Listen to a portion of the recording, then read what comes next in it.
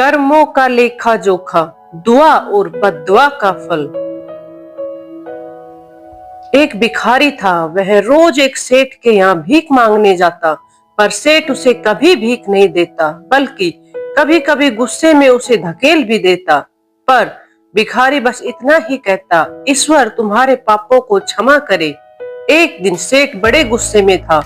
शायद व्यापार में घाटा हुआ था। वो भिखारी उसी वक्त भीख मांगने आ गया। सेठ ने आव देखा न ताव, सीधा उसे पत्थर दे मारा। भिखारी के सिर से खून बहने लगा।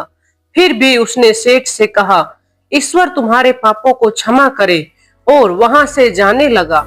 सेठ का थोड़ा गुस्सा कम हुआ तो वह सोचने लगा, मैंने उसे पत्थर से भी मारा, पर उसने बस दुआ दी है। इसके पीछे क्या रहस्य है, जानना पड़ेगा। और वह भिखारी के पीछे चलने लगा। भिखारी जहां भी जाता, सेठ उसके पीछे जाता। कहीं कोई उस भिखारी को कोई भीख दे देता तो कोई उसे मारता, जलील करता, गालियां देता, पर भिखारी इतना ही कहता, ईश्वर तुम्हारे पापों को क्षमा करे। अब अंधेरा हो चला था। भिखारी अपने घर लौट रहा था। सेठ भी उसके पीछे था। भिखारी जैसे ही अपने घर लौटा, एक टूटी फूटी खाट पे एक बुढ़िया सोई थी, जो भिखारी की पत्नी थी। जैसे ही उसने अपने पति को देखा, उठ खड़ी हुई और भीख का कटोरा देखने लगी। उस भीख के कटोरे में मात्र एक आधी बासी रोटी थी। उसे देखते ही बुढ़िया बोली, बस इतना ही और कुछ नहीं, और ये आपका सिर कहाँ फूट गया?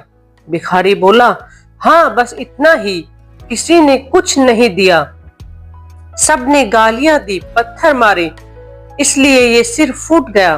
भिखारी ने फिर कहा, सब अपने ही पापों का परिणाम है, याद है ना तुम्हें? कुछ वर्षों पहले हम कितने रईस हुआ करते थे, क्या नहीं था हमारे पास, पर हमने कभी दान नहीं किया। याद है तुम्हें वो अंधा भिखारी? बुढ़िया की आंखों में आंसू आ गए।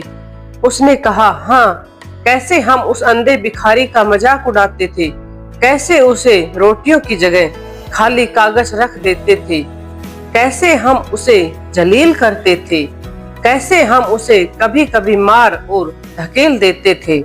अब बुढ़िया ने कहा, हाँ सब याद है मुझे, कैसे मैंने भी उसे राह नहीं दिखाई और घर के बने नाले में गिरा दिया था। जब भी वह रोटियां मांगता, मैंने बस उसे गालियां दी, एक बार तो उसका कटोरा तक फेंक दिया। और वो अंधा भिखारी हमेशा कहता था, तुम्हारे पापों का हिसाब ईश्वर करेंगे, मैं नहीं। आज उस भिखारी की बद्दुआ और हाय हमें ले डूबी।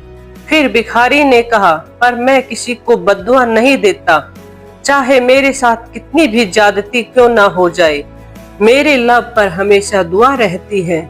मैं अब नहीं चाहता कि कोई और इतने बुरे दिन देखे। मेरे साथ अन्याय करने वालों को भी मैं दुआ देता हूँ, क्योंकि उनको मालूम ही नहीं वो क्या पाप कर रहे हैं, जो सीधा ईश्वर देख रहा है। जैसी हमने भुगती है, कोई और ना भुगते, इसलिए मेरे दिल से बस अपना हाल देख दुआ ही निकलती है। सेठ चुपके चुपके सब सुन रहा था। उसे अब सारी बात समझ आ गई थी। बूढ़े बुढ़िया दोनों मिल कर आधी रोटी खाई और प्रभु की महिमा है बोलकर सो गए। अगले दिन वह भिखारी भीख मांगने सेठ के यहाँ गया। सेठ ने पहले से ही रोटियां निकाल के रखी थी। उसने भिखारी को दी और हल्की सी मुस्कान भरे स्वर में कहा, माफ करना बाबा, गलती हो गई। भिखारी ने कहा, ईश्वर तुम्हारा भला करे, और वो वहां से चला गया। सेठ को एक बात समझ आ गई थी, इंसान तो बस दुआ बद्दुआ देते हैं, पर पूरी वो ईश्वर जो जादूगर कर्मों के हिसाब से करता है। इस जन्म में ना मिले पर भव में मिलता है। अपने अपने कर्मों का फल सबको मिलता है। धन्यवाद। अगर कहानी अच्छी लगे तो प्लीज चैनल को लाइक, शेयर एंड सब्सक्राइब करें। धन्यवाद।